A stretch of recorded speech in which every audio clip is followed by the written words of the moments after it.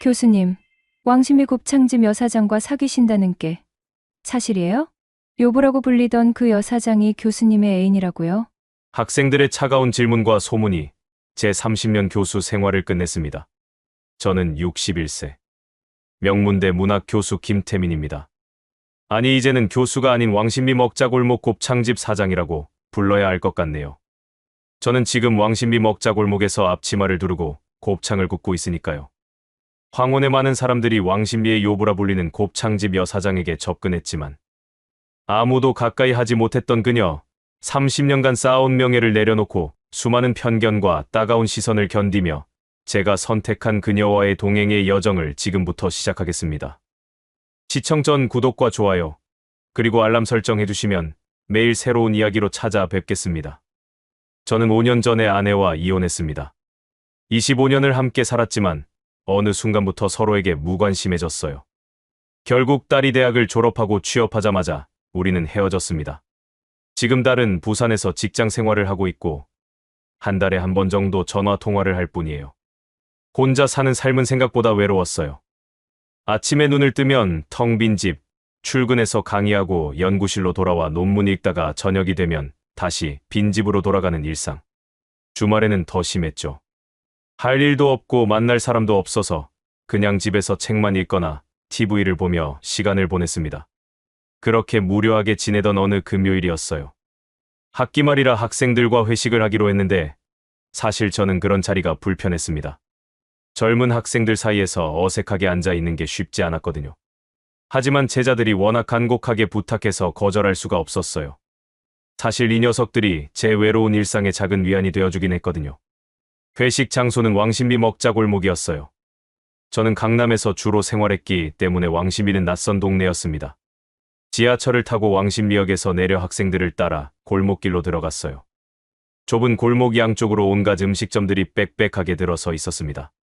닭발집, 곱창집, 족발집, 포장마차까지. 기름 냄새와 고기 굽는 냄새가 뒤섞여 골목 전체를 가득 채우고 있었어요. 학생들이 멈춰 선 곳은 골목 안쪽 구석에 있는 작은 곱창집이었어요. 간판에는 지선이네라고 써 있었습니다. 낡은 건물 1층에 있는 조그만 가게였는데 입구에서부터 고소한 곱창 냄새가 났어요. 안으로 들어서니 생각보다 깨끗했습니다. 테이블이 8개 정도 있었고 벽에는 연예인들 사인이 몇 개 붙어 있었어요.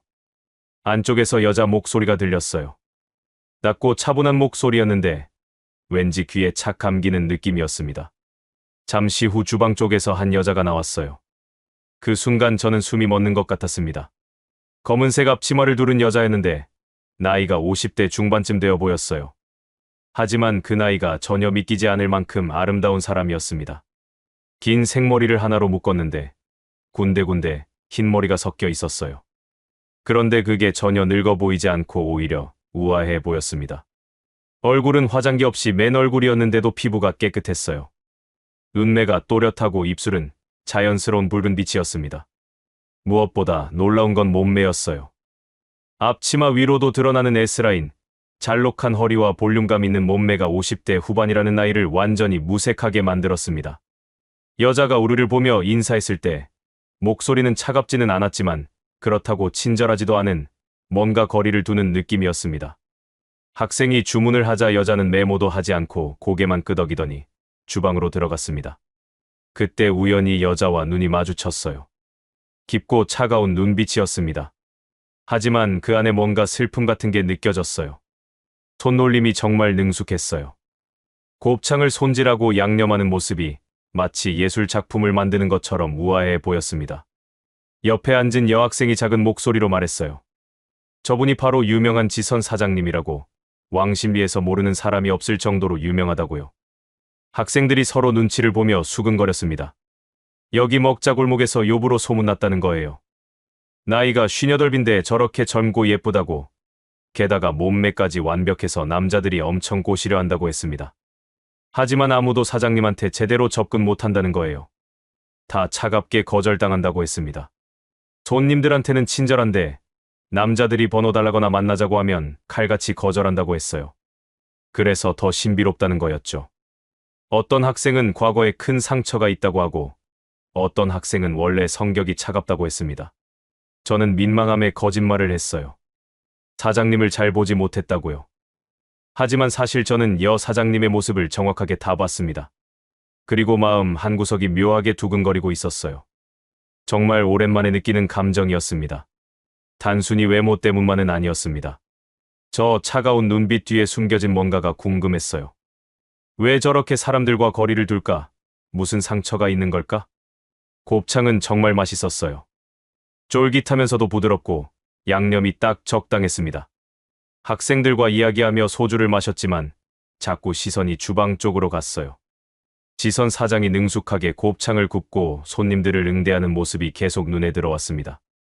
능숙한 손놀림, 우아한 걸음걸이, 그리고 가끔 새어나오는 쓸쓸한 표정까지. 모든 게 제 마음을 사로잡았어요. 회식이 끝나고 가게를 나설 때였어요. 계산하러 카운터로 갔더니 지선 사장이 영수증을 끊어주었습니다. 그때 또 눈이 마주쳤어요. 이번에는 조금 더 오래 눈이 마주친 것 같았습니다. 지선 사장이 희미하게 미소를 지었어요.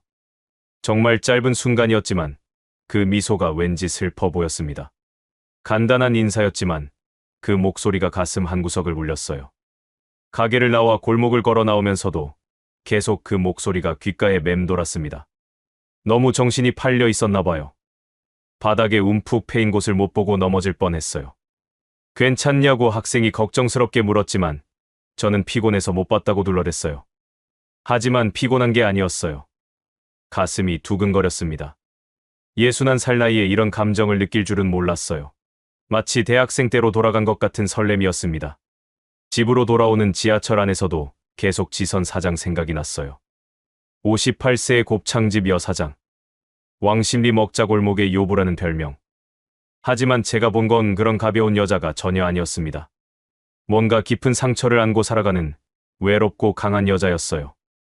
집에 도착해서도 잠이 오지 않았어요. 침대에 누워 천장을 바라보며 생각했습니다. 다시 그 가게에 가볼까? 하지만 이 나이에 무슨 짓이냐는 생각도 들었어요. 그날 밤, 저는 오랜만에 설렘 때문에 잠을 설쳤습니다. 창밖으로 보이는 서울의 야경이 평소와 달리 아름다워 보였어요. 지선 사장의 차가운 눈빛, 슬픈 미소, 우아한 손놀림이 계속 머릿속을 맴돌았습니다. 이 감정이 뭘까요? 호기심일까요? 아니면 정말 끌림일까요? 확신할 수 없었지만 한 가지는 분명했어요. 다시 만나고 싶다는 것. 주말이 되었어요. 토요일 오후 연구실에 앉아 있었지만 책이 눈에 들어오지 않았습니다. 자꾸 지선 사장 생각이 났거든요. 그 차가운 눈빛, 슬픈 미소, 우아한 손놀림. 모든 게 머릿속에서 떠나지 않았어요. 결국 저는 결심했습니다. 다시 한번 그 곱창집에 가보기로요. 혼자 가는 거라 조금 쑥스러웠지만 그냥 맛있는 곱창이 생각나서 들렀다고 하면 되잖아요.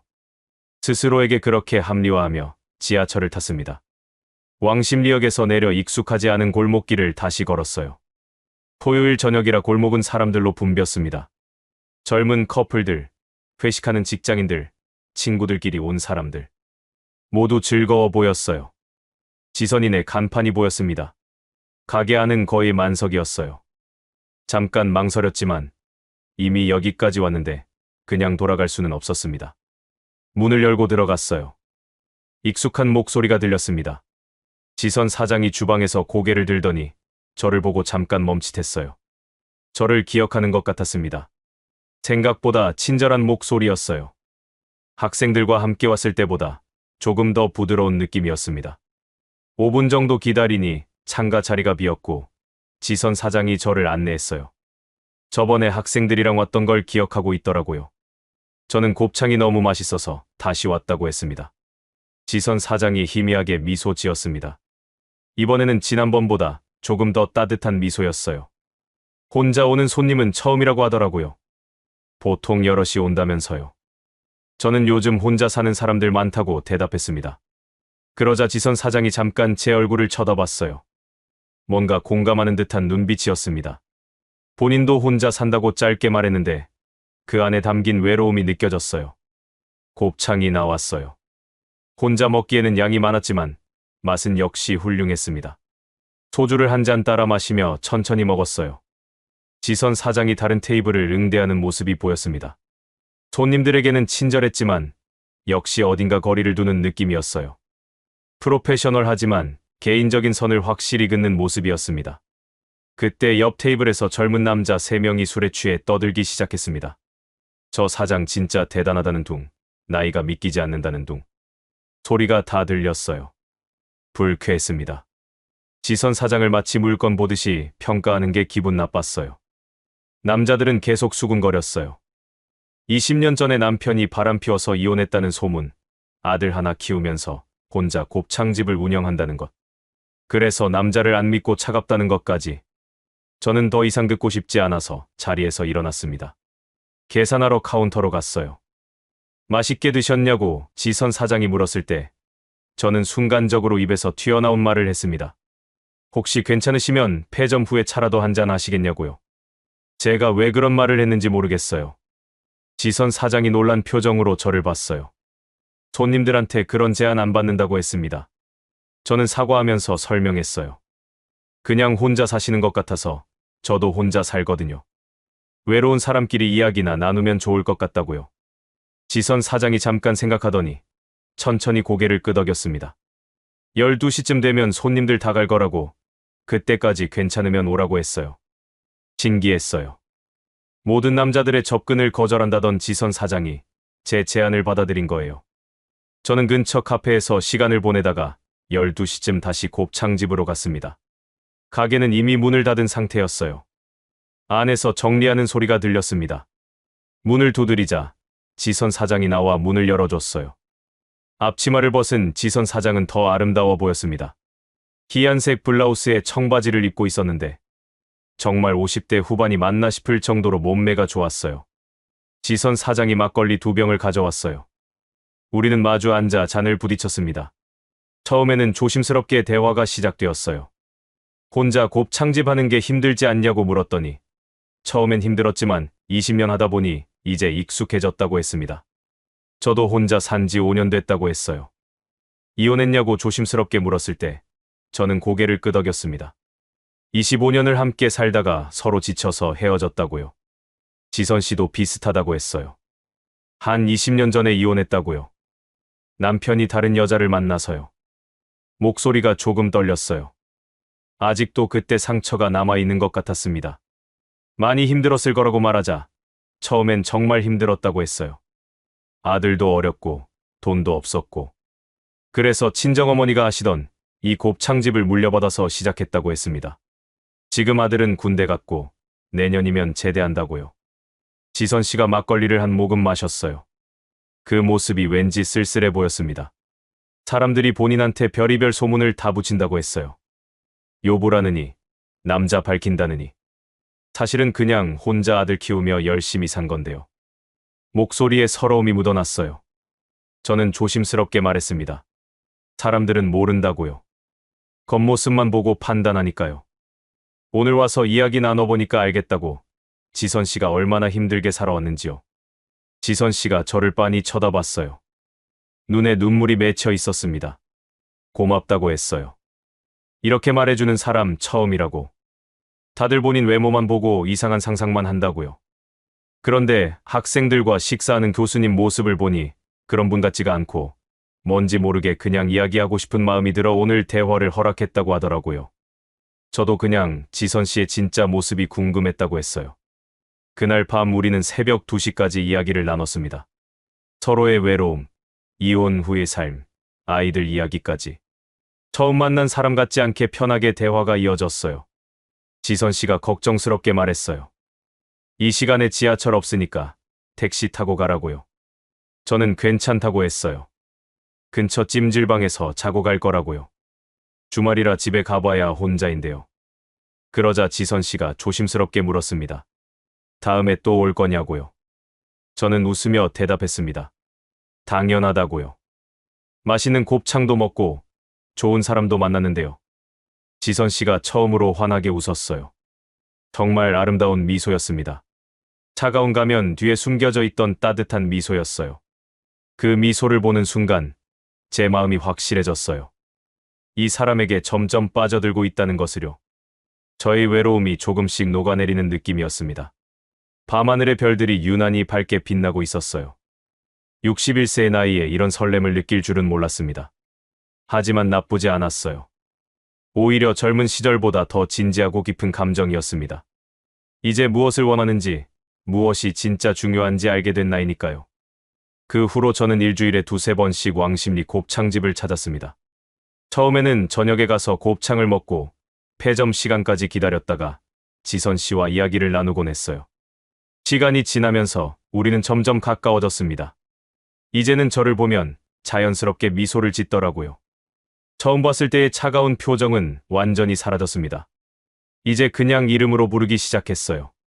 거리감이 사라지면서 관계가 더 가까워진 것 같았습니다. 평일 낮에도 강의가 없으면 곱창집에 들렀어요. 손님이 없는 시간에는 지선 씨와 차를 마시며 이런저런 이야기를 나눴습니다. 지선 씨는 제가 문학을 가르친다고 하니 멋지다고 했어요. 하지만 본인은 중학교도 제대로 못 나왔다면서 목소리가 작아졌습니다. 학력에 대한 콤플렉스가 있는 것 같았어요. 저는 학력이 뭐가 중요하냐고 했습니다. 지선 씨는 20년 동안 혼자 아들 키우고 가게 운영했잖아요. 그게 얼마나 대단한 건데요. 제 말에 지선 씨가 눈물을 글썽였어요. 고맙다고 했어요. 그렇게 말해주는 사람이 없었다고요. 다들 본인 보고 공부 못해서 곱창집이나 한다고 했다는 거예요. 누가 그런 소리를 하냐고 물었더니 전 남편이 그랬대요. 맨날 무식하다고 했다고요. 그래서 바람 피웠나 보라고, 좀 더 똑똑한 여자하고요. 지선 씨의 목소리에 서러움이 묻어났어요. 저는 지선 씨의 손을 꽉 잡았습니다. 전혀 무식하지 않다고, 오히려 인생을 제대로 아는 사람이라고 말했어요. 그날 이후로 우리는 더 자주 만났어요. 지선 씨가 쉬는 월요일에는 함께 영화도 보러 가고 한강도 산책했습니다. 처음에는 조심스러웠어요. 혹시 누가 보면 어떡하나 싶어서요. 교수가 곱창집 사장과 데이트한다는 소문이 나면 곤란하잖아요. 하지만 지선 씨와 함께 있으면 그런 걱정들이 다 사라졌어요. 그저 행복했습니다. 오랜만에 느끼는 진짜 행복이었어요. 어느 날 한강변을 걷다가 지선 씨가 물었습니다. 본인한테 왜 이렇게 잘해주냐고요. 저는 간단하게 대답했어요. 좋으니까요. 하지만 지선 씨는 불안해 보였어요. 본인은 곱창집 사장이고 저는 교수잖아요. 너무 안 어울리는 거 아니냐고요. 저는 반문했습니다. 뭐가 안 어울리냐고요. 나이도 비슷하고 둘 다 이혼했고 외롭게 살았고 우리만큼 잘 어울리는 사람이 어디 있냐고요. 제 말에 지선 씨가 웃었어요. 하지만 눈빛은 여전히 불안해 보였습니다. 사람들이 뭐라고 할까봐 무섭다고, 저한테 피해줄까봐 무섭다고 했어요. 저는 신경 쓰지 말라고 했어요. 남들이 뭐라고 하든 우리가 좋으면 되는 거라고요. 그렇게 말하면서 사실 저도 조금은 불안했어요. 학교 사람들이 알면 뭐라고 할까? 동료 교수들이 비웃지 않을까? 하지만 지선 씨 앞에서는 그런 내색을 하지 않았습니다. 한 달쯤 지났을 때 지선 씨가 조심스럽게 제안했어요. 집에 저녁 먹으러 오지 않겠냐고요. 본인이 요리해주겠다고 했습니다. 지선 씨의 집은 정말 작았어요. 10평도 안 되는 원룸이었는데 깨끗하게 정리되어 있었습니다. 가구도 별로 없었어요. 침대, 작은 식탁, 옷장 하나. 그게 전부였습니다. 지선 씨가 좁다면서 부끄러워했어요. 저는 아늑하고 좋다고 했지만 사실 충격이었어요. 곱창집이 장사가 잘 되는 것 같았는데 지선 씨는 이렇게 작은 원룸에서 살고 있었습니다. 알고 보니 벌어들이는 돈은 거의 다 아들 학비와 생활비로 보냈고 그 전에 번 돈은 모두 엄마 병원비로 사용했다고 하더라고요. 본인은 최소한으로만 쓰며 살았대요. 아들 군대 가고 나서 많이 외롭다고 했어요. 이렇게 작은 방에 혼자 있으면 더 그렇다고요. 지선 씨가 부엌에서 저녁을 준비하며 말했습니다. 저는 지선 씨 뒤에 서서 요리하는 모습을 바라봤어요. 이제 외로워하지 말라고, 제가 있잖아요. 라고 말했습니다. 제 말에 지선 씨가 고개를 돌려 저를 봤습니다. 눈에 눈물이 가득했어요. 정말이냐고, 진심이냐고 물었을 때 저는 당연하다고 대답했어요. 저도 지선 씨 만나고 나서 처음으로 외롭지 않았다고요. 그 순간 지선 씨가 제 품에 안겼습니다. 저는 지선 씨를 꽉 안아줬어요. 얼마나 외로웠을까. 20년 동안 혼자 버티며 살아온 이 여자가요. 서로의 온기가 느껴졌습니다. 저도 그동안의 외로움이 녹아내리는 것 같았어요. 저녁을 먹으면서 우리는 더 깊은 이야기를 나눴어요. 지선 씨의 과거, 힘들었던 시간들, 그리고 앞으로의 꿈까지요. 지선 씨는 큰 꿈은 없다고 했어요.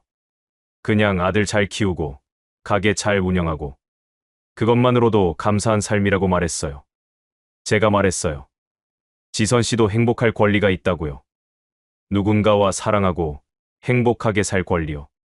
자기한테도 그런 날이 올지 모르겠다고 지선 씨가 말했을 때 저는 대답했어요. 벌써 왔다고요. 제가 여기 있다고요. 지선 씨가 눈물을 흘렸어요. 저도 모르게 눈시울이 붉어졌습니다. 우리는 그렇게 서로의 상처를 어루만져 주었어요. 그날 밤 비가 내리기 시작했습니다. 갑작스러운 폭우였어요.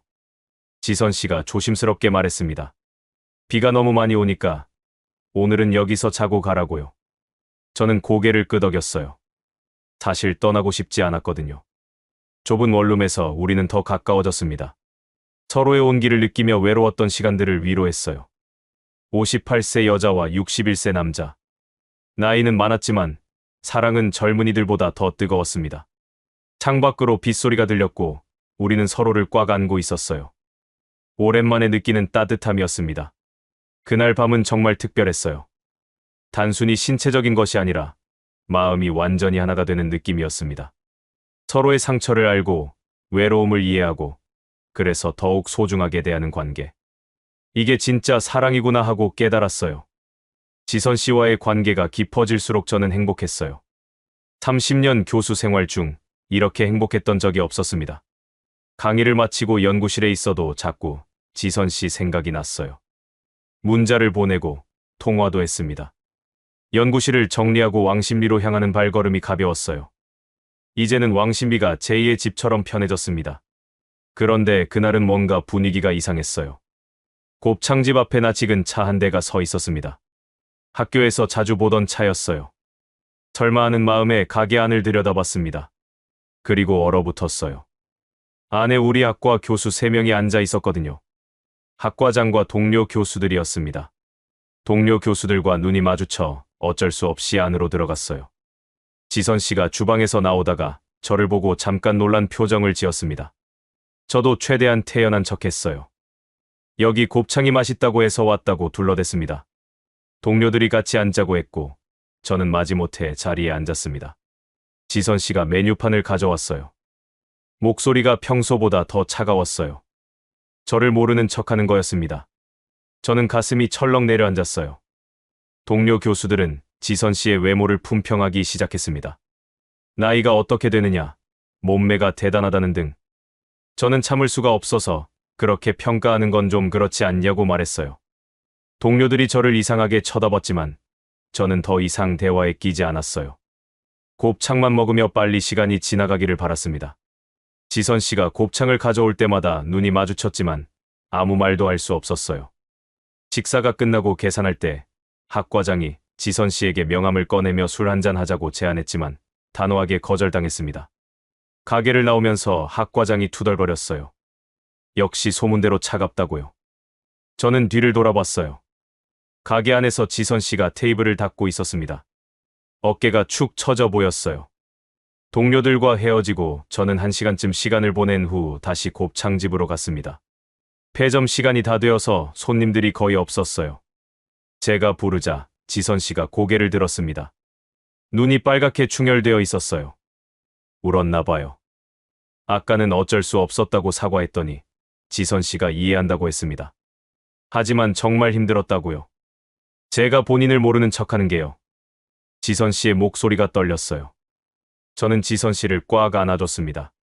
다시는 그러지 않겠다고, 이제 누가 뭐래도 당당하게 편을 들겠다고 했어요. 하지만 지선 씨는 불안해했어요. 본인은 교수가 아니라 곱창집 사장이라고, 저 같은 사람이랑 사귀는 거 알면 사람들이 어떻게 생각하겠느냐고요. 저는 말했습니다. 상관없다고요. 제가 사랑하는 사람은 지선 씨잖아요. 제 말에 지선 씨가 눈물을 흘렸어요. 저도 눈물이 났습니다. 우리는 그렇게 한참을 안고 있었어요. 그날 밤 저는 결심했습니다. 더 이상 숨지 않기로요. 지선 씨와의 관계를 당당하게 인정하기로 했어요.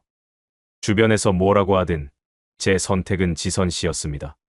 하지만 현실은 그렇게 호락호락하지 않았어요. 다음 주 월요일 학과장실로 호출을 받았습니다. 학과장의 표정이 심각했어요. 들어가니 다른 교수들도 있었습니다. 왕십리 곱창집 사장이랑 사귄다는 소문을 들었다고 하더라고요. 가슴이 철렁 내려앉았어요. 벌써 소문이 났나 봐요. 저는 당당하게 대답했습니다. 맞다고요. 세 사람이 놀란 표정을 지었습니다. 정신 차리라고, 교수가 곱창집 사장이랑 사귀면 어떡하냐고, 학교 이미지에도 안 좋다고 했어요. 저는 반문했습니다. 왜 안 되냐고요. 제 사생활인데요. 하지만 교수는 공인이라고, 학생들 가르치는 교수가 이미지 관리를 해야 하는 것 아니냐고 했습니다. 저는 학생들을 가르치는 것과 제 연애가 무슨 상관이냐고 말했어요. 신분이 다른 사람이랑 사귀면 안 된다는 말에 저는 목소리가 높아졌어요. 사람한테 무슨 신분이 있냐고요. 저는 지선 씨를 사랑한다고, 그게 전부라고 말했습니다. 교수로서의 품위를 생각하라고, 학생들한테 뭐라고 설명할 거냐고 물었을 때 저는 대답했어요. 설명할 것도 없다고요. 사랑하는 사람과 사귀는 것뿐인데요. 제 사람이 한숨을 쉬었어요. 정 그럴 거면 명예퇴직이라도 생각해보라고 했습니다. 이대로는 학교에 있기 힘들 거라고요.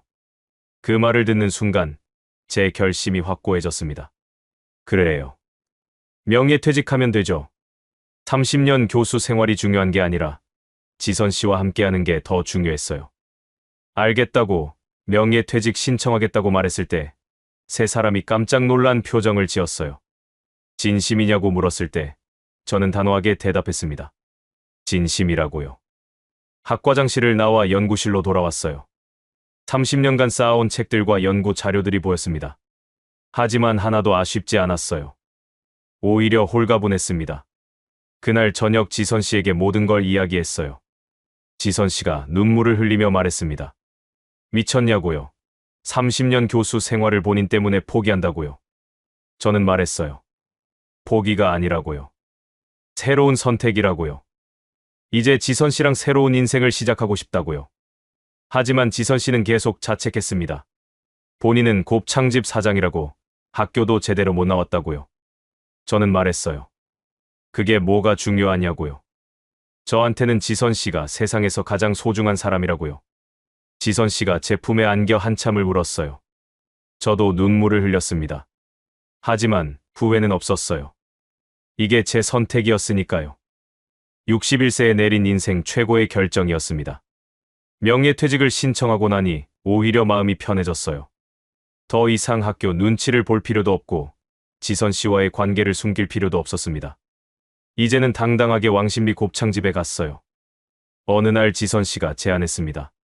새벽에 시장 가는데 같이 가지 않겠냐고요. 다음 날 새벽 4시 저는 왕십리에서 지선 씨를 만났어요. 지선 씨와 함께 경차를 타고 남대문 시장으로 향했습니다. 새벽 거리는 한산했지만 시장은 벌써 사람들로 북적거렸어요. 지선 씨를 따라 좁은 골목으로 들어갔습니다. 양쪽으로 고기 도매상들이 즐비했어요.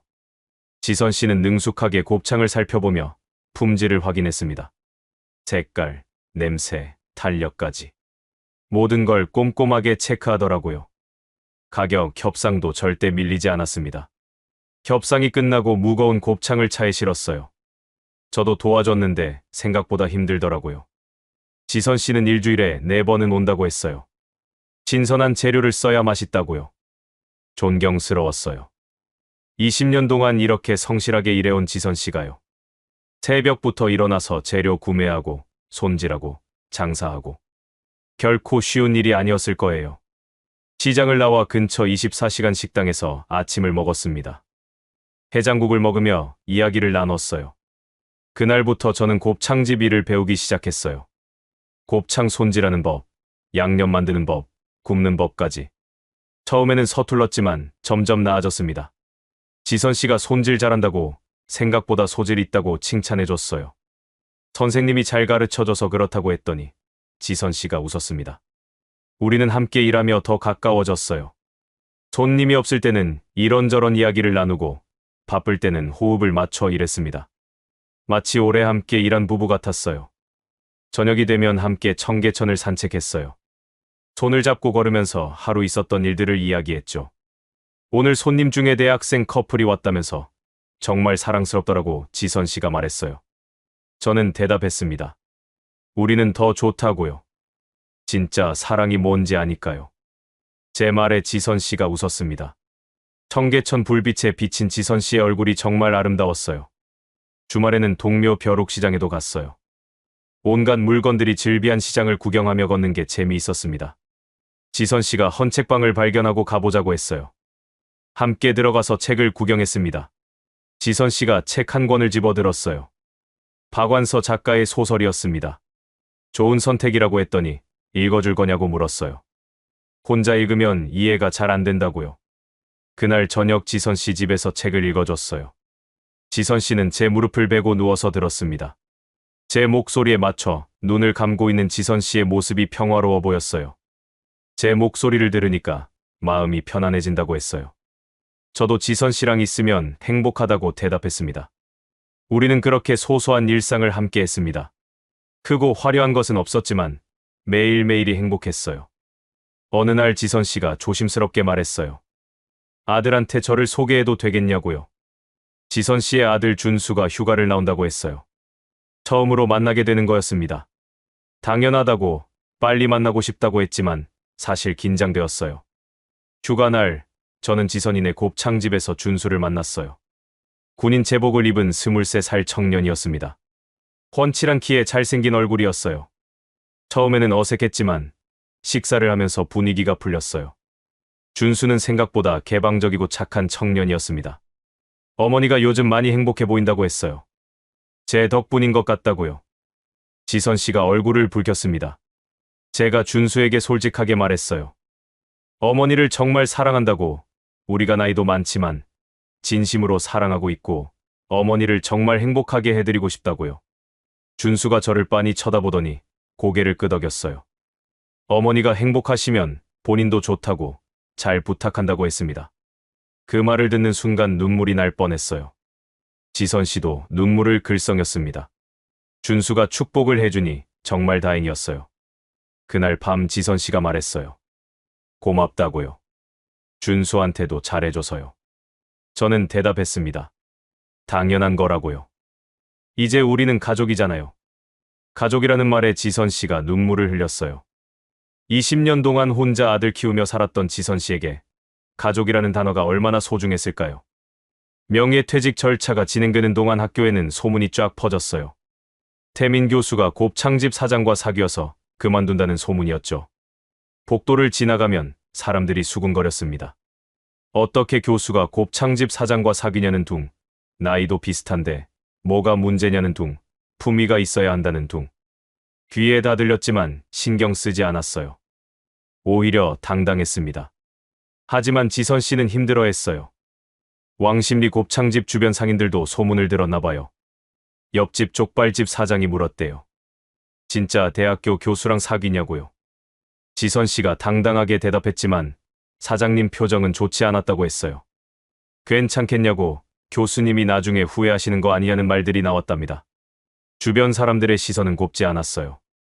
신분 차이가 난다. 학벌이 다르다. 나중에 후회한다는 등 온갖 말들이 나왔습니다. 지선 씨는 점점 위축되어 갔어요. 저를 만나면 웃었지만 혼자 있을 때는 불안해하는 게 보였습니다. 정말 괜찮냐고, 후회 안 하냐고 밤마다 물었어요. 저는 전혀 후회 안 한다고, 제 인생 최고의 선택이라고 했습니다. 하지만 본인 때문에 교수직까지 그만둔다고 자책했어요. 저는 말했습니다. 그게 중요한 게 아니라고요. 지선 씨랑 함께하는 게 더 중요하다고요. 제 말에도 지선 씨의 불안은 쉽게 가시지 않았어요. 주변의 시선이 그만큼 무거웠던 거죠. 그러던 어느 날 결정적인 사건이 일어났습니다. 곱창집에 제 전 아내가 찾아온 거예요. 5년 만에 보는 얼굴이었습니다. 전 아내는 딸한테 들었다고 했어요. 교수직 그만두고 곱창집 사장이랑 사귄다는 이야기를 듣고 찾아와서는 저에게 미쳤냐고 했습니다. 여기서 할 이야기가 아닌 것 같다고 했지만 전 아내는 지선 씨를 가리키며 말했어요. 지선 씨는 얼굴이 하얗게 질려서 주방에 서 있었습니다. 전 아내는 계속 말했어요. 교수가 되기까지 얼마나 고생했는데 이제 와서 곱창집 사장을 만나냐고요. 저는 말했습니다. 이혼한 지 5년이나 됐다고요. 당신이 뭔데 여기 나타나서 왈가왈부하냐고 했어요. 제 인생이니까 제가 선택하는 거라고요. 전 아내가 저보고 정신 차리라고, 나이도 생각하고 체면도 생각하라고 하더라고요. 저는 반문했어요. 나이가 뭐가 중요하냐고요. 지선 씨 때문에 처음으로 행복하다고요. 전 아내가 비웃었어요. 행복이 얼마나 가겠냐고, 신분도 다르고 학력도 다르다고요. 저는 말했습니다. 신분이니 학력이니 하는 게 사랑에 무슨 상관이냐고요. 전 아내는 한숨을 쉬었어요. 딸도 창피한다고, 아빠가 곱창집 사장이랑 사귄다고 회사에 소문날까 무섭다고 했다고. 제 가슴이 철렁 내려앉았어요. 딸 서연이가 창피해한다니. 전 아내가 정신 차리고 다시 생각해보라고 했습니다. 아직 늦지 않았다고요. 그리고는 가게를 나가 버렸습니다.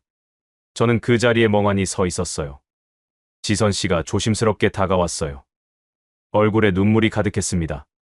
미안하다고, 본인 때문에 이런 일까지 생긴다고 했어요. 저는 지선 씨 때문이 아니라고, 전 아내가 오버해서 말한 거라고 했지만 지선 씨의 목소리가 떨렸어요. 우리 이제 그만 만나자고 했습니다. 본인은 저한테 어울리지 않는다고, 신분도 다르고 학력도 다르고 딸도 반대하는데 어떻게 하냐고 했어요. 지선 씨가 고개를 떨구었어요. 저는 말했습니다. 그런 소리 하지 말라고요. 하지만 지선 씨는 본인은 곱창집 사장이라고, 중학교도 제대로 못 나왔다고, 하지만 당신은 교수라고, 30년간 명예롭게 살아온 사람이라고 했어요. 저는 말했어요. 그런 건 중요한 게 아니라고요. 하지만 지선 씨는 중요하다고 했습니다. 세상 사람들한테는 중요한 거라고요. 지선 씨가 눈물을 흘렸어요. 본인은 제가 행복했으면 좋겠다고, 본인 때문에 힘들어하는 거 보기 싫다고 말했습니다. 저는 제가 선택한 거라고, 후회 없다고 했지만 지선 씨는 딸까지 반대하는데 어떻게 하냐고 물었어요. 말이 끝나기도 전에 저는 지선 씨를 꽉 껴안았습니다. 서연이는 제가 설득하겠다고, 절대 포기 안 한다고 했어요. 지선 씨 없으면 어떻게 사냐고, 저는 지선 씨 없으면 못 산다고 했습니다. 지선 씨가 제 품에서 한참을 울었어요. 저도 눈물이 났습니다. 하지만 포기할 수는 없었어요. 그날 밤 저는 부산에 있는 딸 서연이에게 전화했어요. 엄마한테 들었는데 아빠가 창피하냐고 물었어요. 그랬더니 친구들이 뭐라고 하는지 아냐고, 그리고 회사에도 소문이 날까봐 겁난다고 이야기했어요. 저는 서연이에게 설명했어요. 지선 씨는 정말 좋은 사람이라고, 아빠를 이해해주고 행복하게 해주는 사람이라고요. 하지만 서연이는 이해할 수 없다고 했어요. 왜 하필 곱창집 사장이냐고, 아빠랑 안 어울린다고 했습니다. 어울리고 안 어울리고가 중요한 게 아니라고, 사랑하니까 함께하는 거라고 했지만 서연이는 이해할 수 없다며 전화를 끊어버렸어요. 저는 한참을 전화기를 들고 있었습니다. 가슴이 너무 아팠어요. 다음날 지선 씨에게 솔직하게 말했어요. 서연이가 아직 이해를 못한다고요. 지선 씨가 그럴 줄 알았다고 했어요. 하지만 저는 포기 안 한다고, 시간이 지나면 이해할 거라고 했습니다. 명예퇴직 절차가 마무리되었어요. 30년간 몸담았던 대학교를 떠나는 날이었습니다. 연구실을 정리하며 지난 시간들이 주마등처럼 스쳐 지나갔어요. 동료 한 명이 찾아와 정말 가느냐고 물었고, 저는 결정했다고 대답했습니다. 후회 안 하냐고 물었을 때 전혀 후회 없다고, 오히려 후련하다고 말했어요. 짐을 다 싸서 차에 실었어요. 30년의 흔적들이 박스 몇 개에 담겼습니다. 생각보다 허무했어요. 마지막으로 학교를 둘러봤습니다. 강의실, 도서관, 산책로. 모든 게 익숙했지만 이제 아쉽지 않았어요. 새로운 시작이 기다리고 있었으니까요. 왕십리로 향했습니다. 지선이네 곱창집에 도착하니 지선 씨가 테이블을 닦고 있었어요. 다 끝났다고 말하자 지선 씨가 고개를 들었어요. 눈에 눈물이 가득했습니다. 정말 괜찮냐고, 30년 교수 생활을 벌였는데 아쉽지 않냐고 물었지만 저는 말했어요. 이제 그만 물어보라고요. 절대 후회 없다고요. 지선 씨를 꽉 안아줬어요. 이제 새로운 시작이라고, 우리 함께 곱창집 하면서 행복하게 살자고 말했습니다. 며칠 후 저는 지선 씨에게 정식으로 프러포즈했어요. 곱창집 폐점 후 촛불을 켜고 무릎을 꿇었습니다. 반지 대신 곱창 집게를 내밀었어요. 우리만의 유머였죠. 지선 씨가 웃으면서 눈물을 흘렸어요. 바보 같다고 했지만 좋다고 대답했습니다. 결혼하자고요. 지선 씨가 제 품에 안겼습니다. 우리는 한참을 그렇게 안고 있었어요. 결혼 준비를 시작했습니다. 화려한 결혼식은 필요 없었어요. 가까운 사람들만 초대해서 스몰 웨딩으로 하기로 했습니다. 딸 서연이에게 연락했어요. 결혼한다고 와줄 수 있냐고 물었을 때 침묵이 흘렀어요. 한참 후에 아직 이해는 안 되지만 갈게요. 라는 대답이 돌아왔습니다. 결혼식 날, 작은 예식장에 사람들이 모였어요. 지선 씨의 아들 준수, 몇몇 친한 동료들, 왕신비 상인들, 그리고 딸 서연이까지. 지선 씨는 하얀색 드레스를 입었어요. 정말 아름다웠습니다. 서연이가 저를 보더니 눈물을 흘렸어요. 왜 우냐고 물었더니 아빠가 행복해 보여서라고 했습니다. 처음 보는 표정이라고요. 제 가슴이 뭉클했어요. 저는 지선 씨 덕분이라고 말했습니다. 서연이가 지선 씨에게 다가가 아빠를 잘 부탁한다고 했어요. 지선 씨가 서연이를 꽉 안아줬습니다. 간소한 예식이었지만 따뜻했어요. 주례 없이 서로에게 서약을 했습니다. 평생 사랑하고 아끼겠다고, 평생 지키고 행복하게 해주겠다고요. 박수가 터져 나왔어요. 우리는 포옹을 했고 사람들이 환호했습니다. 결혼식 후 신혼여행 대신 곱창집 리모델링을 했어요. 간판도 새로 달았습니다. 교수님, 곱창. 지선 씨가 제안한 이름이었어요. 민망하다고 했지만 지선 씨가 고집을 부렸어요. 제가 자랑스럽다고 교수 출신이 곱창 굽는 거 멋지다고 했습니다. 신기하게도 손님들이 더 많이 왔습니다. 교수가 굽는 곱창이라는 소문이 퍼진 거예요. 저는 정말 곱창을 구웠습니다. 앞치마를 두르고 손님들 앞에서 곱창을 굽고 서빙도 했어요. 처음에는 어색했지만 익숙해지니까 재미있었습니다. 지선 씨와 함께 일하는 게 행복했어요. 곱창을 굽고 손님을 응대하고 설거지를 하고 모든 게 새로웠고 즐거웠습니다. 저녁에는 함께 장사를 마치고 집으로 갔어요. 이제 우리는 함께 살았습니다. 왕십리 근처에 작은 빌라를 얻었어요. 방 2개짜리 아담한 집이었는데 우리 둘에게는 충분했습니다. 함께 설거지하며 이런저런 이야기를 나눴어요. 오늘 있었던 손님 이야기, 재미있었던 일들. 소소하지만 행복한 대화였습니다. 새벽에는 함께 남대문 시장에 갔어요.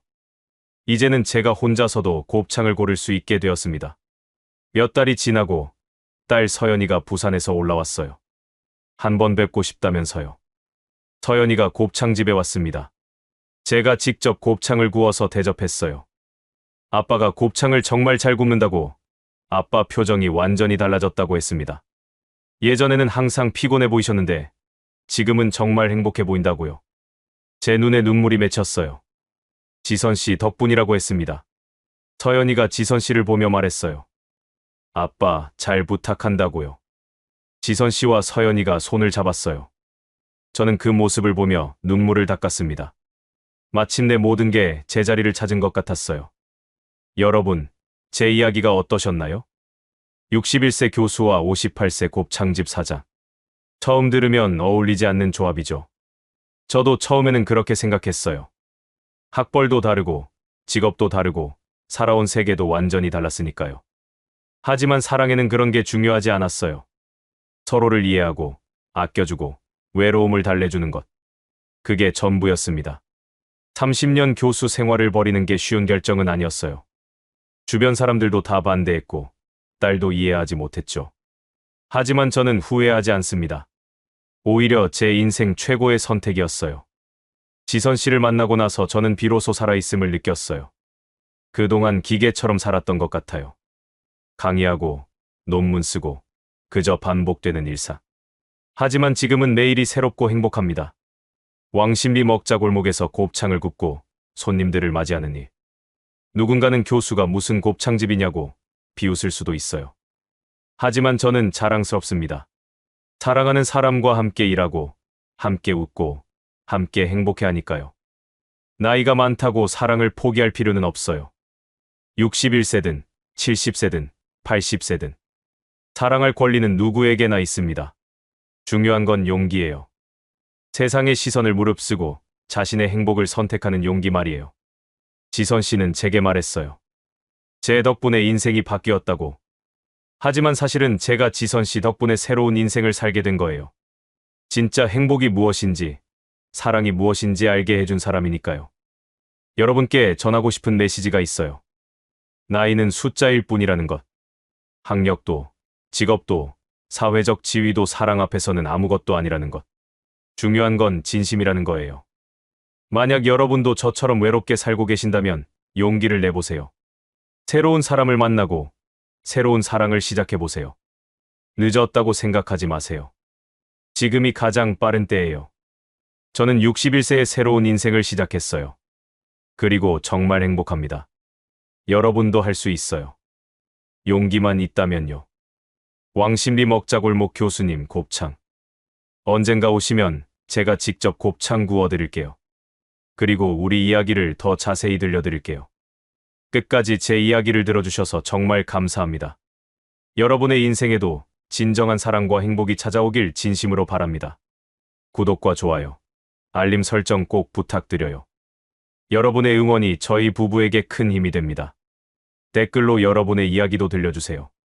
혹시 비슷한 경험이 있으시거나 고민이 있으시다면 함께 나눠요. 사랑은 나이를 초월합니다. 그리고 진심은 모든 편견을 이겨냅니다. 이것만 기억해 주세요. 감사합니다. 행복하세요.